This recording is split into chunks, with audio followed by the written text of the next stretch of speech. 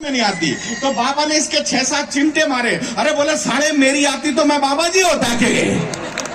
अच्छा, इन दोनों में संवाद आगे बढ़ता है। ये बोले बाबा मुझे आज तक ये समझ में नहीं आया कि ये शादी क्या है, विवाह क्या है। कलेक्टर द्वय दोनों का ध्यान चाहूंगा। बोले शादी क्या है, विवाह क्या है। बाबा भीलवाड़ा का था। बोले बेटा शादी दो आत्माओं का मिलन है।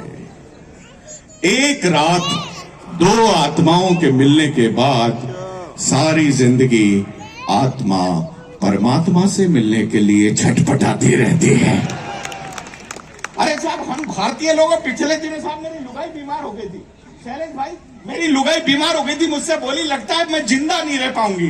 पीछे से मेरे बच्चों का क्या होगा। मैं भारतीय पति साहब, मैं आदर्शवादी पति। मैंने कहा तू बच्चों की चिंता बिल्कुल मत करना, मैं खुद बिना लुगाई के रह सकता हूं, लेकिन बच्चों को मम्मी के बिना एक दिन भी नहीं रहने दूंगा। ये सब भारतीय पति हैं, लेकिन ये इसलिए नहीं बैठे। अब ये जिस लिए बैठे हैं, मैं समय की सीमाओं को समझता हूं। ये क्रम जोड़ने का प्रयास था। मैं मित्रों अब उसको बुला रहा हूं जिसका इंतजार 11 मुल्कों की पुलिस कर रही है। मेरा मतलब था कविता सुनने के लिए।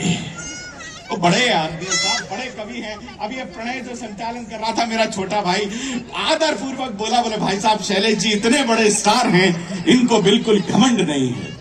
मैंने कहा बिल्कुल स्टार है, घमंड होना भी नहीं चाहिए। जब मुझे सुपरस्टार होके घमंड नहीं हुआ, घमंड क्यों किया जाए। घमंड बिल्कुल नहीं होना चाहिए।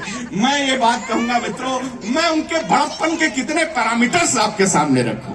मैं बहुत गंभीरता के साथ बात करता हूं मित्रों कि वो बड़े इस अर्थ में है कि ब्रिटिश पार्लियामेंट में उन्हें भारत गौरव सम्मान से सम्मानित किया जाता। जरा तालियां उठे यहां से लेकर वहां तक। वो बड़ा इस अर्थ में है कि हमारे ऑनरेबल प्राइम मिनिस्टर जब सेंट्रल विस्टा का उद्घाटन करते हैं तो जो जिन विशिष्ट लोगों की सूची बनाई जाती है उनमें एक नाम उनका भी शुमार होता है। वो बड़े इस अर्थ में है कि वो आज की तारीख में हिंदुस्तान के हाईएस्ट पेड पोइट है। अर्थात इतना वित्त लेते हैं कि आयोजक चित्त हो जाता है। मैं जानता, लेकिन साहब ये बड़प्पन के पैरामीटर्स नहीं है, ये मापदंड नहीं है।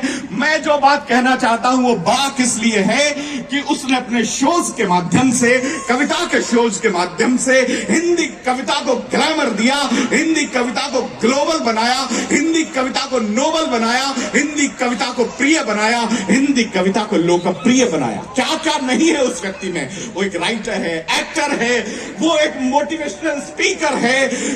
इन सबसे बढ़कर है he is the Shailesh Lodha. मैंने कहा he is the legend, he is the icon, he is the incredible.